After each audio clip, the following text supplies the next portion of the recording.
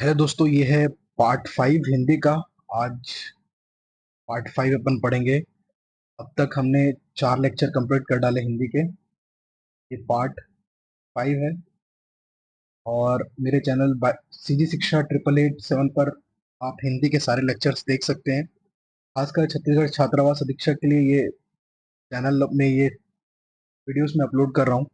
और अब तक हमने जो भी इस सब्जेक्ट में जो भी टॉपिक्स देखे, एक बार रिवाइज कर लेते हैं उसको, क्योंकि रिवीजन बहुत इंपॉर्टेंट है मेरे लिए। तो आपको समझना चाहिए कि कोई टॉपिक पढ़ने से पहले पुराना एक बार रिवाइज कर लीजिए, उसके बाद आगे बढ़िए, ताकि आप पीछे का ना भूलें। तो हमने जाना था भाषा के बारे में पहला। फिर हमने देखा, दो पुस्तक के नाम देखे थे। कौन से? अष्टाध्याय और महाभाष्य। अष्टाध्याय किसकी थी? आचार्य पाणिनि की थी, और महाभाष्य आचार्य पतंजलि की थी। फिर हमने देखा हिंदी का विकास क्रम। हिंदी का विकास क्रम देखा। अब हिंदी का विकास क्रम में हमने देखा कि कैसे हिंदी का विकास क्रम हुआ। यहाँ पे एक बार लिख लेते हैं, जैसे संस्कृत। संस्कृत के बाद हमने देखा वैदिक संस्कृत, इसमें वेदों की रचना हुई। फिर हमने देखा लौकिक संस्कृत, इसमें रामायण महाभारत जैसे महाकाव्य की रचना हुई। फिर हमने देखा पाली भाषा।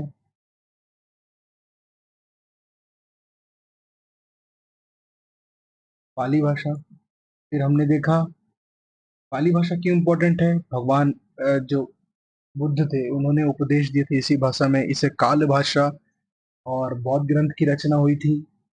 इसी में ही मिलिंद प्रश्न नामक ग्रंथ की रचना हुई थी। तो पाली भाषा को लोक भाषा, जन भाषा और देश भाषा के नाम से जाना गया था, क्योंकि उपदेश दिए थे श्री भगवान बुद्ध ने। तो लोग उन उपदेशों को सुना करते थे। लोक भाषा, देश भाषा, जन भाषा के नाम से आप ऐसे याद रख सकते हैं। उसके बाद हमने देखा प्राकृतिक भाषा,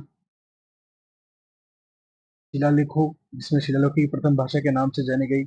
अपभ्रंश, अवहट, फिर हिंदी। यही सीक्वेंस था पूरा। आपको सीक्वेंस पूछता है। अपभ्रंश यानी बिगड़ा हुआ, गिरा हुआ बोल सकते हैं। इसमें बहुत परिवर्तन देखने को मिला। इसमें भाषा के परिवर्तन देखने को मिला। फिर अवहट, और उसके बाद हिंदी। कुल 7 अपभ्रंश थे, हमने पढ़ा। 7 अपभ्रंशों के बारे में पढ़ा।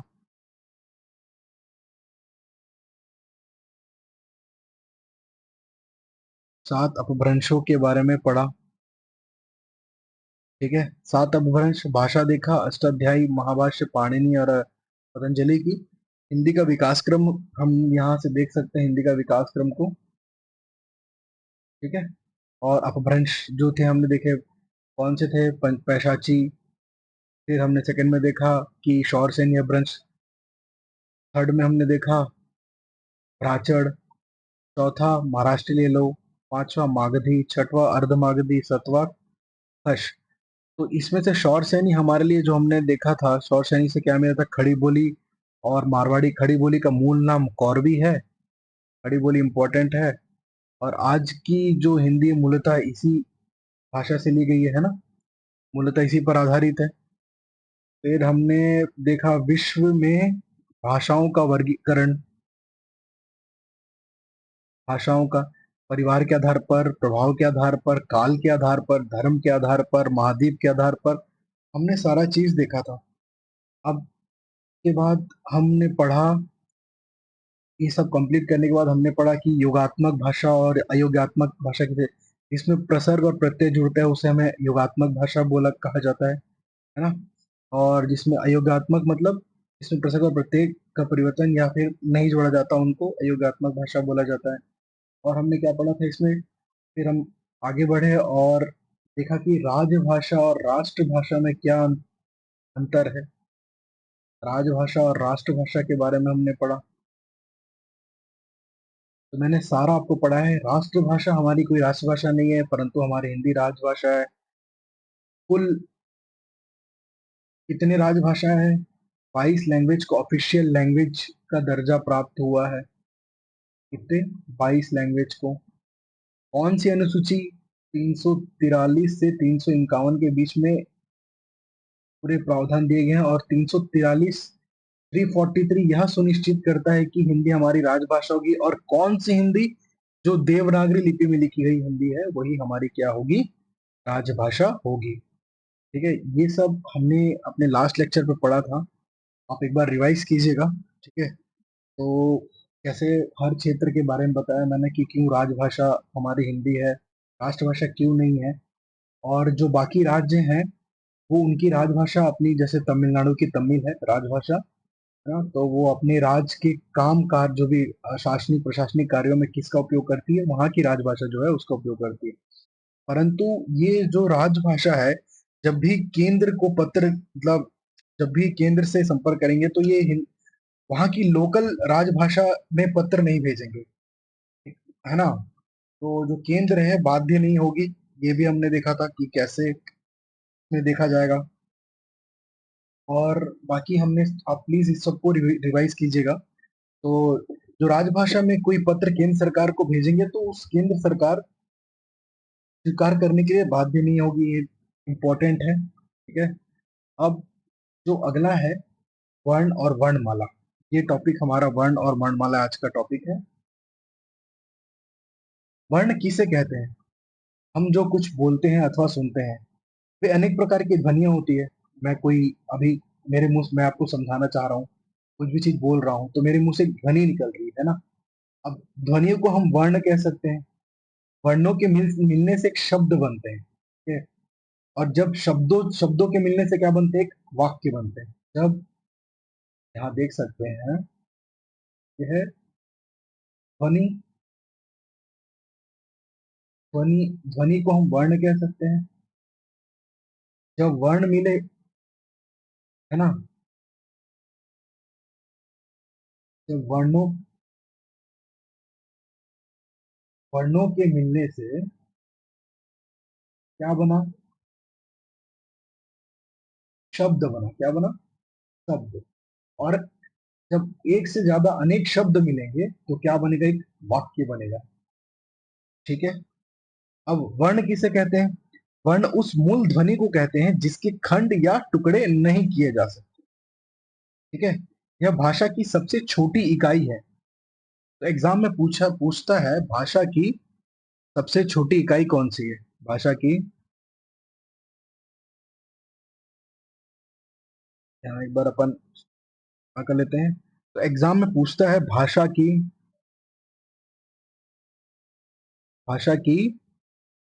सबसे छोटी इकाई किसे कहा जाता है? सबसे छोटी इकाई क्या है भाषा की? भाषा की सबसे छोटी इकाई क्या है? वर्ण।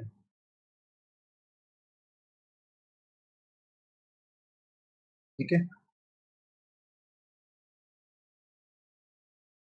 वर्ण जो है भाषा की सबसे छोटी इकाई है। जैसे कि अ,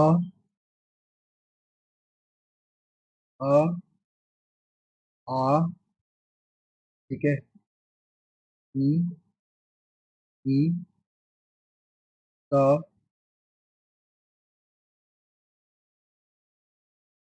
त, थ, द। तो ये जो है, ये सब क्या है? भाषा की सबसे छोटी इकाई हम इसे कह सकते हैं। तो इन्हीं अखंड मूल ध्वनियों को वर्ण कहते हैं, जिनका खंड ना कर सके, जिनका खंड नहीं होता। अखंड, अखंड मूल ध्वनियों को क्या कहते हैं अपन? अखंड मूल ध्वनियों को, अखंड मूल ध्वनियों को हम क्या कहते हैं? वर्ण कहते हैं। अब एक उदाहरण लेते हैं, राम। उदाहरण क्या लेते हैं? राम। तो राम में चार मूल ध्वनियां हैं। कितने हैं? चार मूल ध्वनिया, इसमें राम में, जिसके खंड नहीं किए जा सकते। और वो कौन सी मूल ध्वनिया है? राम में हलन, आ, आ, आ। तो ये है मूल ध्वनिया, जिनके खंड या टुकड़े नहीं किए जा सकते, यानी ये अखंड है ना। और राम शब्द में कितने अक्षर हैं? दो अक्षर हैं। ठीक है, अब देखते हैं। ध्वनि शब्दों की आधारशिला होती है। ध्वनि क्या होती है? शब्दों की आधारशिला है, जिसके बिना शब्द की कल्पना ही नहीं की जा सकती। अब मेरे मुंह से कोई साउंड या ध्वनि नहीं, जब तक नहीं निकलेगी, हम किसी, ना हमको कोई वर्ण समझ में आएगा, ना कोई शब्द समझ में आएगा, है ना। जैसे मैं बोल रहा हूँ आ ई आदि, जब मनुष्य के द्वारा या किसी पर्सन के द्वारा जब ये ध्वनियां निकलती हैं, ठीक है, अब उसका कोई निश्चित चिन्ह होता है, तब उसे क्या कहते हैं? वर्ण कहते हैं। मेरे मुंह से एक ध्वनि निकला, उसको एक निश्चित चिन्ह से बांध दिए। मेरे मुंह से क्या निकला? एक ध्वनि निकला, और उसको हम क्या किए? एक निश्चित चिन्ह, निश्चित चिन्ह से जब हम बांध देते हैं, या फिर हम उसको बोल सकते हैं, एक पर्टिकुलर आइडेंटिटी दे दिए या पहचान दे दिए कि जब ये ध्वनि निकलेगी तो हम उसको आ लिखेंगे। जब हम दूसरी आ बोलेंगे, आ वाली ध्वनि निकलेगी तो हम उसको, यानी हमें, हमने क्या किया? इन ध्वनियों को एक निश्चित चिन्ह दे दिया। अब जब ये निश्चित चिन्ह को हम लिखते हैं, तब इसे क्या कहते हैं? हम वर्ण कहते हैं। तब क्या कहते हैं? वर्ण। यही है वर्ण। ठीक है, अब लिखने की प्रणाली को ही हम लिपि कहते हैं। मैं अपने लास्ट लेक्चर में बता चुका हूं, किसी भाषा के लिखने, किसी भाषा को जब हम लिखते हैं, लिखने की प्रणाली को ही हम क्या बोलते हैं? लिपि बोलते हैं। क्या बोलते हैं? लिपि। अब लिपि मतलब जितने भी ध्वनियों के निर्धारित चिन्ह को भी हम लिपि कह सकते हैं, उनके सामूहिक रूप को भी हम लिपि कह सकते हैं। यानी जितने भी ध्वनि है, ध्वनियों के सामूहिक, ध्वनियों के, किनके? ध्वनियों के सामूहिक रूप को हम क्या कह सकते हैं? लिपि कह सकते हैं, है ना। हमने देखा कि भाषा की सबसे छोटी इकाई क्या होती है? वर्ण होती है। और जो वर्ण है ना, अखंड, इन जो वर्ण है, इन ध्वनियों, ये अखंड मूल ध्वनियों को ही हम क्या कहते हैं? वर्ण कहते हैं। ठीक है, आगे देखते हैं हम। यहाँ पे एक बच्चे और ने लिखा है, आप यहाँ पे चेक कर सकते हैं, वर्ण ध्वनि के सूक्ष्म रूप होते हैं जिन्हें विभाजित नहीं किया जा सकता। यही पढ़ा हमने। इनमें कभी भी, इन्हें कभी भी खंडों में विभक्त नहीं किया जा सकता। इनके खंड नहीं किए जा सकते। अब वर्णमाला क्या है? वर्ण यानी वर्ण धन माला, यानी वर्णमाला जो है, वर्णों की एक निश्चित क्रमबद्ध। अब वर्ण को, जैसे आ ई ई, तो जो वर्णों के व्यवस्थित समूह को क्रमबद्ध, एक तो क्रम से है और व्यवस्थित है, इन्हीं को क्या कहते हैं? हम वर्णमाला कहते हैं। ठीक है, अब वर्णों के समुदाय भी बोल सकते हैं इन्हें। ठीक है, उच्चारण और प्रयोग के आधार पर हिंदी वर्णमाला के दो भेद किए गए वर्ण के। अब पूछता एग्जाम में कि वर्ण के कितने भेद हैं? वर्ण के दो भेद बोल सकते हैं। पहला तो स्वर, दूसरा व्यंजन। अब स्वर में दो भेद हैं, मूल स्वर और संयुक्त स्वर। व्यंजन में कुल 6 है, स्पर्श व्यंजन, अंतस्थ व्यंजन व्यंजन, ऊष्म व्यंजन, संयुक्त व्यंजन, द्वित्व व्यंजन और संयुक्ताक्षर। ठीक है, इस सबको हम आगे जाके देखेंगे। वर्ण और वर्णमाला। अब कुल कितने वर्ण हैं? 52 वर्ण है।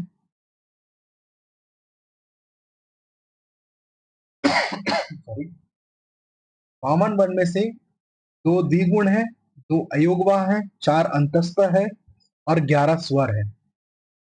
और कुल व्यंजनों की संख्या, मूल व्यंजनों की संख्या कितनी है? 33। एग्जाम में पूछता है 33। कुल स्वरों की संख्या पूछता है 11। कुल द्विगुण की संख्या पूछता है 2, अयोगवाह की संख्या पूछता है 2, अंतस्थ की संख्या पूछता है 4। आप इस चीज को याद रखिए। अब ये कौन से ज्ञात स्वर कौन कौन से हैं, द्विगुण कौन कौन से हैं, अयोगवाह कौन कौन से हैं, हम आगे जाके पढ़ेंगे इसमें। और ठीक है, और ये कुल कितने वर्ण हैं? 52 वर्ण है। आप अच्छा से इस चीज को समझिएगा क्योंकि एग्जाम में ये पूछा जाता है ना। अब वर्णों के व्यवस्थित समूह को हमने क्या कहा? वर्णमाला कहा। और हिंदी भाषा देवनागरी लिपि में लिखी और पढ़ी जाती है। ठीक है, हिंदी भाषा जो है देवनागरी लिपि में लिखी और पढ़ी जाती है एग्जाम में। और हमने पहले ये सब चीज देख लिया है कि कौन सी देवनागरी लिपि के बारे में और हिंदी भाषा के बारे में हमने पहले देख चुका है। तो आप इसको अच्छे से पढ़िएगा। ठीक है, अब जो है हम थोड़ा सा हिंदी वर्णमाला देख लेते हैं। क्या देख रहे हैं हम? हिंदी की वर्णमाला। वर्णमाला, हिंदी वर्णमाला देखते हैं। अब हिंदी वर्णमाला में सबसे पहले आता है स्वर। स्वर में आता है आ, आ, ई में बड़ी की मात्रा, फिर उ,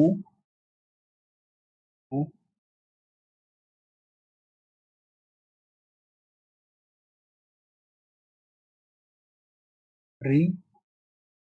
ठीक है, ऐ, ऐ, औ, औ। तो कुल स्वरों की संख्या 11 आप काउंट कर सकते हैं। 1, 2, 3, 4, 5, 6, 7, 8, 9, 10 और 11। तो कुल स्वरों की संख्या कितनी है? कुल स्वरों की संख्या 11 है। अब स्वर के बारे में हमें जो पूछा जाता है, स्वर उन वर्णों को कहते हैं। अब ये जो अ है, पहले ये क्या थी? ध्वनि थी।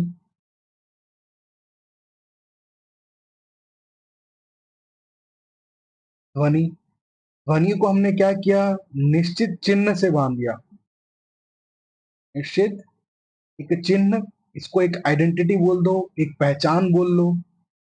इस ध्वनि को हमने एक पहचान दिया, उसी को हम क्या कहने लगे? वर्ण कहने लगे, है ना। इसी को हम क्या कहने लगे? वर्ण कहने लगे। और जो वर्ण है, यह भाषा की सबसे छोटी इकाई। वर्ण ही क्या कहलाती है? भाषा की सबसे छोटी इकाई इसे कहा जाता है, वर्ण को कहा जाता है इकाई। ठीक है, भाषा की सबसे छोटी इकाई को क्या कहा जाता है? वर्ण कहा जाता है। अब स्वर क्या है? स्वर उन वर्णों को कहते हैं जिसका उच्चारण किसी दूसरे वर्ण की सहायता के बिना होता है। अब मैं जब आ और आ, ई उ में बड़ी की मात्रा उ, री, ए, औ और औ बोल रहा था, तो इनमें से किसी भी, जब भी मैं किसी वर्ण का उच्चारण कर रहा हूं तो इसमें किसी की सहायता के बिना हो रहा है ना। तो इसी को क्या कहते हैं हम? स्वर कहते हैं। ठीक है, और स्वर को लघु स्वर, मूल स्वर के नाम से भी जाना जाता है, या फिर ह्रस्व स्वर कह लो। स्वर क्या, स्वर, स्वर का जो है, हम इसे ह्रस्व स्वर, लघु स्वर, दीर्घ स्वर या प्लतु स्वर, इसे इनके नाम से भी जाना जाता है। अब इनका वर्गीकरण हुआ है। ठीक है, अब इसका वर्गीकरण देखेंगे हम।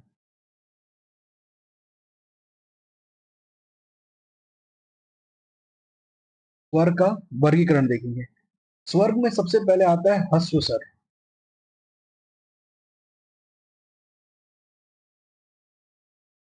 ह्रस्व स्वर या लघु स्वर।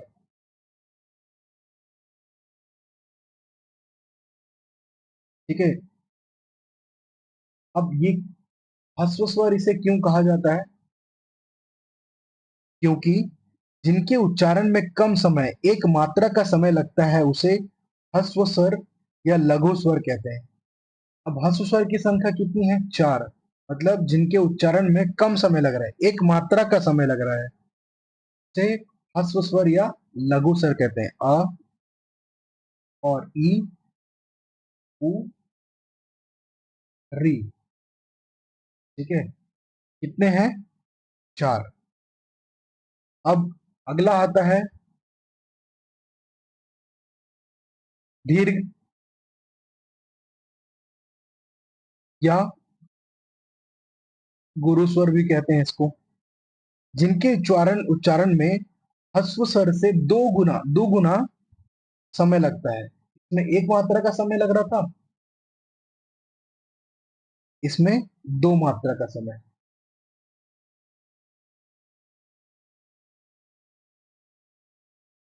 ठीक है, अब ये कितनी इनकी संख्या है? कुल कितनी है? 7। और आ ई ई आ ई उ री को छोड़ के बाकी सब जो स्वर हैं, यानी 11 स्वर थे, उसमें से हमने 4 ह्रस्व स्वर को बताया और 7 दीर्घ स्वर को बताया। ठीक है, अब जो उत्पत्ति के अनुसार स्वरों के भेद, दो भेद होते हैं, मूल स्वर और संधि स्वर। कितने? इसके आधार पर, उत्पत्ति के आधार पर,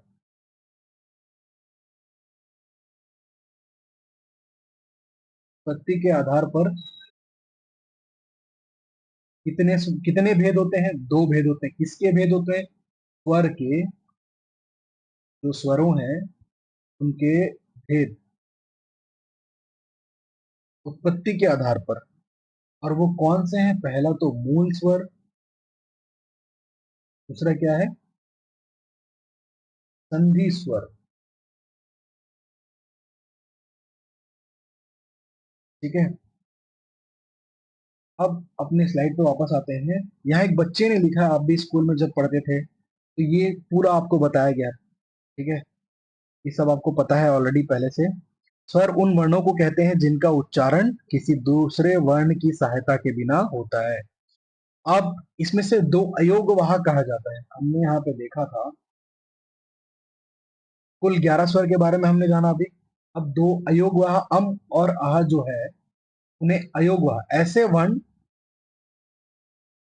जो न तो स्वर है और न ही व्यंजन है, अयोगवाह कहलाते हैं। जैसे अम और आह।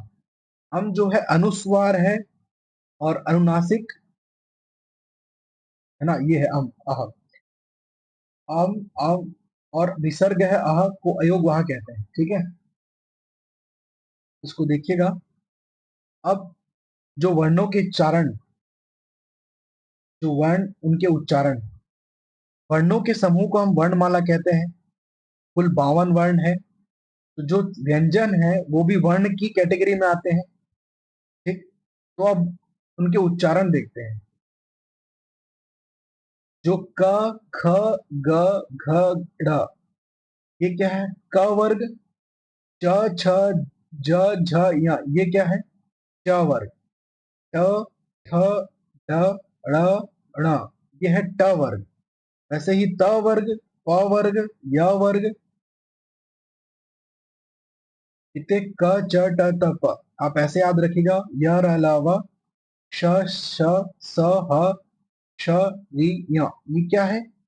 व्यंजन है। कुल कितने व्यंजन? मूल व्यंजन 33।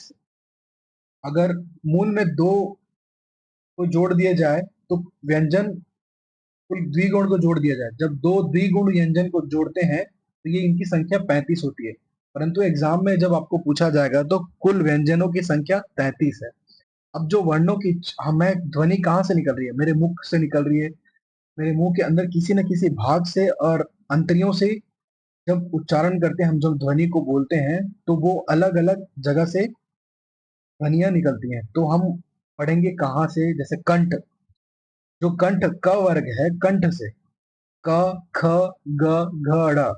ठीक है, इसी तरह तालु, च, छ, ज, झ, ञ। मूर्धा, अब इस क्षेत्र के जो जीभ के ऊपर जो क्षेत्र है, इसको क्या बोलते हैं? मूर्धा। ठीक है, मूर्धन्य भी कहा जाता है कंठ।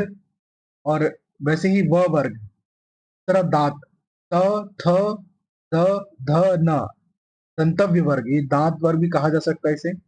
प, फ, ब, भ, म, ओष्ठ। ओष्ठ जब आपका होठ, एक ऊपर होठ जो आपका, जो अपर लिप्स और लोअर लिप्स जो है जब टकरा रहा है, तो वो क्या है, ओष्ठ का यूज हो रहा है। प, फ, ब, भ, म, जब आपके दोनों होठ उपयोग में आ रहे हैं, ठीक है, तो वो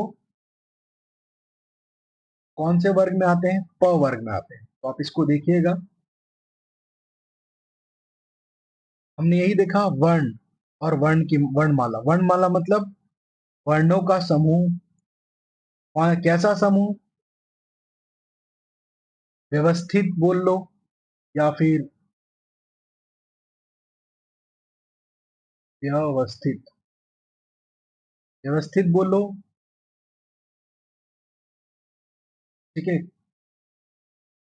प्रॉपर क्रम से है ये।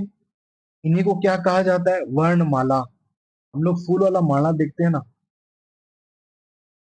भगवान को चढ़ाते हैं, तो क्या करते हैं, फूल को प्रॉपर एक के बाद एक के बाद एक के बाद एक के बाद ऐसे लगाते हैं, तो बनाते हैं ना। ये भी आप वैसे ही इमेजिन कीजिए कि वर्णों के व्यवस्थित समूह को ही वर्णमाला कहते हैं, ठीक है। तो आप यहाँ एक एक ऐसा एक इमेज दिमाग में रखिए ताकि आप इजी हो याद करने में। अब जो वर्ण को, जो वर्णमाला है, उसको दो भाग, उसके दो भेद है, स्वर और व्यंजन, ठीक है।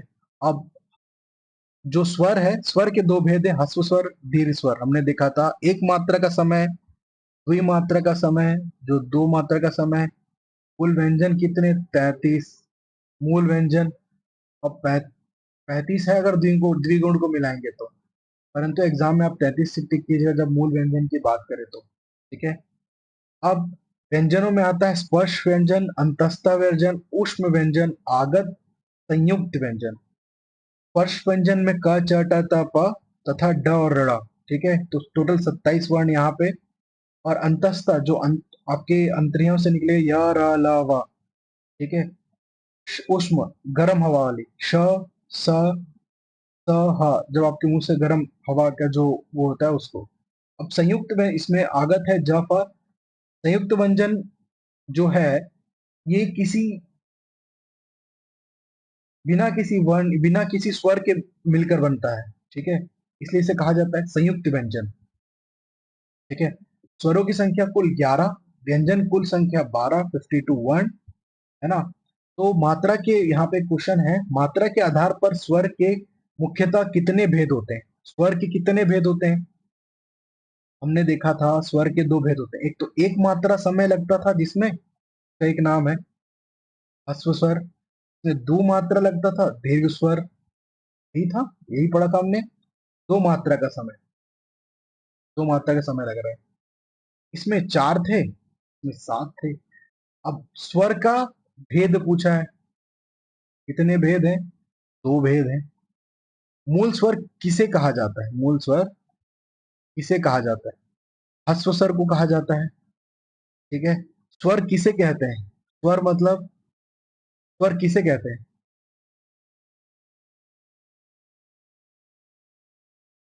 यहाँ पे ऑप्शन दिया है, स्वर एवं स्वर वर्णों का मेल, गलत।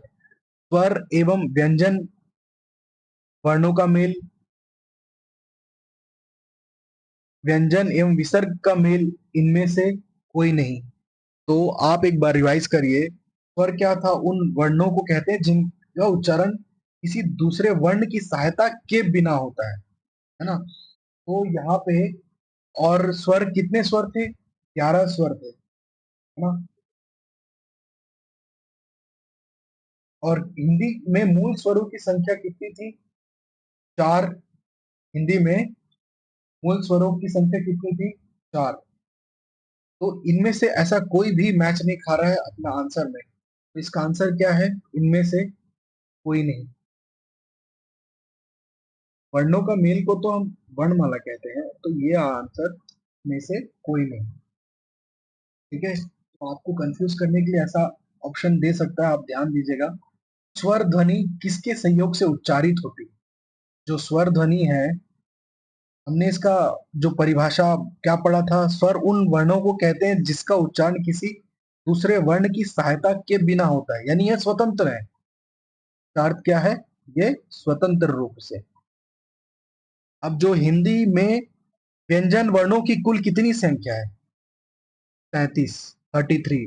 जब द्विगुण मिलते हैं तो इसे 35। मात्रा किसे कहते हैं?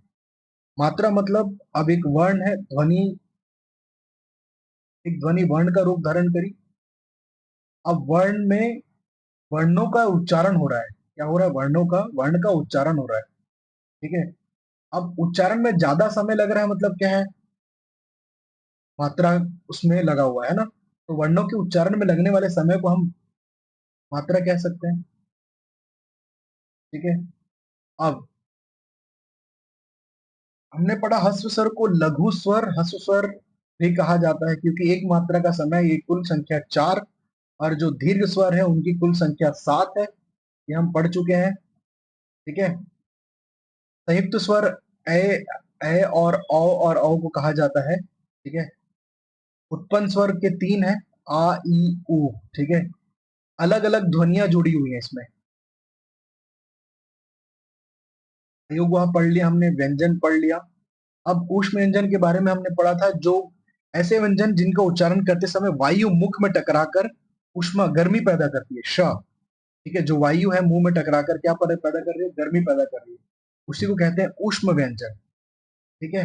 अब ऊष्म व्यंजन कौन कौन से हैं? आप खुद बोल के देखिएगा, श, स और स और ह। तो जब मैं इसको बोल रहा हूं, जो मेरे जो वायु है मुंह में आके टकरा रही, मुख के अंदर टकरा रही है। ठीक है। तो गर्म हवा पैदा करी, इसलिए इसको क्या बोलते हैं हम? गर्मी पैदा करने का जिसको क्या बोलते हैं? ऊष्म व्यंजन बोलते हैं। अब नासिक के व्यंजन जो नाक से बोला जाता है, जिनका उच्चारण नाक के द्वारा की जाती है, यानी उच्चारण के दौरान हवा नाक के माध्यम से बाहर आती है। ठीक है। तो अपने हिमेश रेशमिया सब उच्चारण करते तो नाक का यूज करते गाना गाते समय। तो नासिक के का मतलब होता है नाक के माध्यम से उच्चारित होने वाले वर्ण, जैसे ड़, ण, न। ठीक है। आप उनके एग्जाम्पल यहाँ पे देख सकते हैं। गंध, इंद्रिया, आकांक्षा, गणित, रामायण, वरुण, नदी, नल, नेपाल। तो ये है। संयुक्त व्यंजन ऐसे व्यंजन जो बिना, जिन जिन व्यंजनों के बीच में कोई स्वर नहीं आता, मतलब जब इनका खंड किया जाए या फिर इनको उच्चारण किया जाए तो इनमें स्वर का उपयोग नहीं होता, उन्हें क्या कहते हैं हम? संयुक्त व्यंजन कहते हैं। उन्हें क्या कहते हैं हम? संयुक्त व्यंजन। नासिक के व्यंजन पढ़ा हमने, ऊष्म व्यंजन पढ़ा। अभी थोड़ा और आगे जाके डिटेल में पढ़ेंगे। ये वर्ण और वर्णमाला का एक बेसिक्स था। ठीक है। के बाद व्यंजन को और अच्छा डिटेल में पढ़ने वाले हैं अपन। और यहाँ पे है कि जो वो सभी वर्ण जिनका उच्चारण जीभ, दांत, तालु और होठों के परस्पर सटने से होता है, लेकिन कभी भी पूरी तरह से स्पर्श नहीं होता। वैसे कौन से हैं? या, र, ल और व। ये क्या कहलाते हैं? अंतस्तः व्यंजन। अंतस्तः, अंतस्तः व्यंजन। ठीक है। और इसे अर्ध स्वर भी कहा जाता है। अब रचना के आधार पर शब्द के 3 भेद होते हैं, ये देखेंगे अपन। व्यंजन के लिए मैं आपके लिए अलग से एक वीडियो बनाऊंगा जिसमें पूरा व्यंजन का अपन सेक्शन देखेंगे कि कैसे व्यंजन का सारा चीज है। ठीक है। इसी के बाद जस्ट व्यंजन को मैं एक अच्छे से वीडियो बनाऊंगा जिसमें आपको सिर्फ प्रॉपर व्यंजन में क्या क्या है, कौन से हैं उसमें। ठीक है। जैसे अपन ख, ख, घ, जब अपन जिस जिस वर्ग के बारे में पढ़ा उसकी विशेषता क्या है, हम क्लियर देखेंगे। अभी इसमें आप देख सकते हैं रचना के आधार पर शब्द के 3 भेद होते हैं, रूढ़ शब्द, यौगिक शब्द, योग रूढ़ शब्द। अब जो रूढ़ शब्द है, रूढ़ शब्द का अर्थ होता है बंधा होना, एक निश्चित अर्थ में प्रयुक्त बोल सकते हैं, या मौलिक शब्द होते हैं। दो सार्थक खंडों में तोड़ा नहीं जा सकता रूढ़ शब्द। अब रूढ़ शब्द किसी शब्द का और अर्थ ना निकले, निश्चित अर्थ, जल, रंग। अब यौगिक शब्द मतलब योग, यानी किसी से मिलकर बना हुआ शब्द। जैसे एग्जांपल यहाँ पर डाकघर से अगर इसको खंड किया जाए, डाक धन घर। यौगिक शब्द ऐसे शब्द को कहा जाता है जिसका खंड करने पर उसी के अर्थ को दर्शाता है। डाकघर, ठीक है, डाकघर। पालीपन, देशवासी। अब देश में लोग, देश धन वासी, वही कहलाता है, उसी के अर्थ को दर्शा रहा है। तो ऐसे शब्दों को यौगिक शब्द कहते हैं। अब योग रूढ़ शब्द किन्हें कहा जाता है? जो शब्द अन्य शब्दों के योग से बनते हैं परंतु उसका कोई विशेष प्रसिद्ध अर्थ, मतलब दूसरा अर्थ निकलता है, ठीक है। जैसे यहाँ पे हम कहा जाता है लंबोदर, लंब धन उदर, लंबोदर, अर्थात बड़े पेट वाला गणेश, ठीक है। दशानन, दश धन आनंद, पंकज, पंक धन ज, ठीक है। तो आप योग रूढ़ शब्द और यौगिक का अर्थ समझ गए। तत्सम शब्द एक आता है, उनको आगे जाके देखने को मिलेगा। तत्सम शब्द, तत्सम मतलब संस्कृत से लिया हुआ, और जैसा का वैसा ही, ज्यों का त्यों, एक, उसमें कोई परिवर्तन नहीं। अगर आप शब्द संस्कृत से कोई शब्द उठाएंगे, जैसे कर्म, कर्म, ये क्या संस्कृत शब्द है। हमने जो संस्कृत में था उसी को ही हमने क्या किया, शब्द को लिया, और इसमें कोई परिवर्तन नहीं किया। इसके कहा जाता है तत्सम शब्द। अग्नि, ठीक है, इसका अग्नि भी क्या, एक तत्सम शब्द है। ज्ञान एक तत्सम शब्द है। अब तत्सम का जस्ट उल्टा है तद्भव शब्द। हमने शब्द तो लिए लेकिन उसमें परिवर्तन देखने को मिला, ठीक है। थोड़ा सा विकसित हुआ भाषा और शब्द, उसका अर्थ कुछ और, रूप बदल गया। जो समझ लो ओरिजिनल जैसा उसका रूप था, उसका उद्गम जहां से था, उसका रूप ही बदल गया। ऐसे शब्द को क्या कहते हैं? हम तद्भव शब्द कहते हैं, ठीक है। अब इसका तद्भव शब्द के एग्जाम्पल क्या है? आग, काम, आग, काम, कुंवारा, आम, उल्लू, ये सब क्या है? तद्भव शब्द, ठीक है। इसको आते तो संस्कृत की भाषा से हैं, लेकिन वे शब्द हिंदी में जाकर बदल जाते हैं। हिंदी में उनके परिवर्तित रूप को ही तद्भव कहा जाता है, ठीक है। तो आप इसको एक बार देखिएगा। हाँ, ये है तत्सम और तद्भव का हमने पढ़ा अब तक, छोटा ये वर्ण और वर्णमाला का। अब जो तत्सम शब्द है आम का, वो क्या है? आम्र। और तद्भव शब्द क्या है? आम। तो देख सकते हैं, ये कह सकते हैं कि हम, ये संस्कृत शब्द है, ज्यों का त्यों, मतलब जैसा है इसका रंग रूप हमने चेंज नहीं किया। अरे भाई साहब, यहाँ तक तद्भव में क्या होगा, इसका परिवर्तन होके वो कहलाने लगा आम। यानी भाषा एक परिवर्तनशील है, परिवर्तन, भाषा एक परिवर्तनशील, यही पढ़ा था हमने फर्स्ट लेक्चर पे कि भाषा परिवर्तनशील है, ठीक है। और तत्संभव, जो तद्भव शब्द, यहाँ पे मैंने कुछ एग्जाम्पल रखे हैं। तद धन सम, जिसका अर्थ होता है ज्यों का त्यों, यहाँ पे। और तद्भव शब्द के कुछ एग्जाम्पल है। मुख से मुंह बन गया तद्भव में। मुख क्या है? संस्कृत शब्द है। मुंह, हमने इसको अब तद्भव शब्द बना दिया, ठीक है, परिवर्तन कर दिया, जिसमें परिवर्तन हो गया। ग्राम से गांव बना, दुग्ध से दूध बना।